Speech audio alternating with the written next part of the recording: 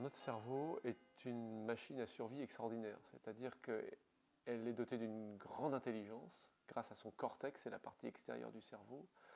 mais d'une partie centrale qui crée nos désirs, avec une molécule qui s'appelle la dopamine, et qui nous pousse à faire certaines choses, comme manger, se reproduire, acquérir du statut social, de l'importance, se sentir importance, donc, et trouver de l'information et du confort. Et cette partie très ancienne de notre cerveau qui nous pousse à chercher ce genre de plaisir très très simple, a été façonnée à une époque où c'était un avantage de chercher toujours plus à manger, toujours plus de reproducteurs sexuels, toujours plus de statut social et d'information. Donc pendant une grande partie de notre histoire, ça n'a posé aucun problème. Mais ensuite s'est développée la partie extérieure du cerveau, la plus évoluée, qui s'appelle le cortex cérébral, qui a commencé à créer des technologies comme l'agriculture pour fournir toujours plus à manger, comme les réseaux sociaux et notamment des sites pornographiques pour fournir toujours plus de sexe, comme les médias sociaux comme Internet ou Instagram pour donner du statut social à tout le monde.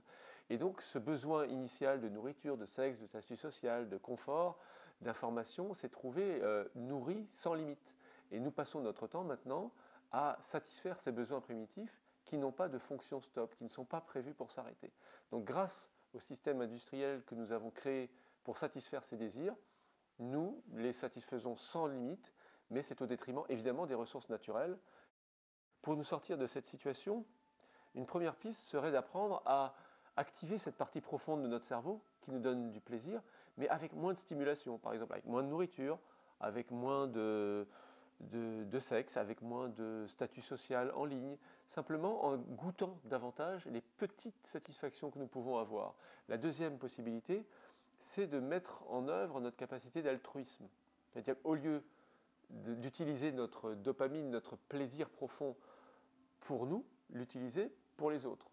Et puis il y a une dernière voie qui est la voie de la connaissance. On s'est aperçu récemment, grâce à des expériences en neurosciences, que quand on s'intéresse au fonctionnement de la forêt ou même d'appareils du quotidien, le simple fait de s'intéresser par curiosité au fonctionnement des choses, donc ça veut dire ouvrir une encyclopédie, aller dans un musée, comprendre comment fonctionne le monde, tout ça, ça nous fait aussi libérer de la dopamine, et donc ça a un impact carbone zéro. La connaissance ne nuit pas du tout à l'environnement, mais elle peut activer les ressorts profonds du plaisir caché dans notre cerveau.